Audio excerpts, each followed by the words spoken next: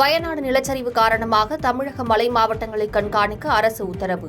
கூடலூர் அருகே ஆபத்தான குடியிருப்புகளில் வசித்து வந்தவர்களை பத்திரமாக அப்புறப்படுத்த நடவடிக்கை. சென்னை எழிலகத்தில் உள்ள பேரிடர் கட்டுப்பாட்டு மையத்தில் முதலமைச்சர் ஸ்டாலின் ஆய்வு. கோவை, நீலகிரி மாவட்ட மழை நிலவரத்தை அதிகாரிகளிடம் கேட்டறிந்தார். பிணையில் வந்த எம்.ஆர். விஜயபாஸ்கரை கரூரில் உள்ள வீட்டில் சந்தித்து பேசிய எடப்பாடி பழனிசாமி. தமிழக அரசு திட்டமிட்டு பொய் வழக்கு பதிவு செய்திருப்பதாக குற்றச்சாட்டு.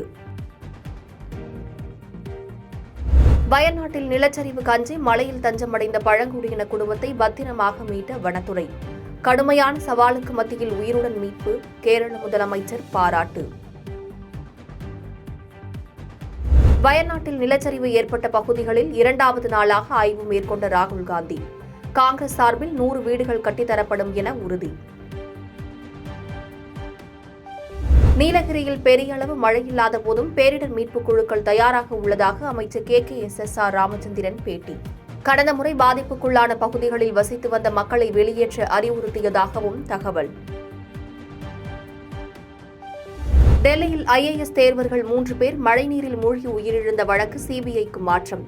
மழைநீர் வடிகால் பாதையில் ஆக்கிரமிப்புகளை அகற்ற டெல்லி உயர்நீதிமன்றம் உத்தரவு. வங்கதேசத்தில் ஷேக் ஹசீனா அரசுக்கு எதிராக மீண்டும் போராட்டத்தை முன்னெடுத்த மக்கள்.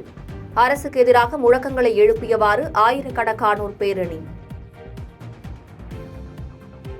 பிலிப்பைன்ஸில் வணிக வளாக கட்டிடத்தில் பயங்கர தீ விபத்து. உணவகத்தில் இருந்த சிலிண்டர் வெடித்து தீப்பற்றியதில் 11 பேர் உயிரிழப்பு.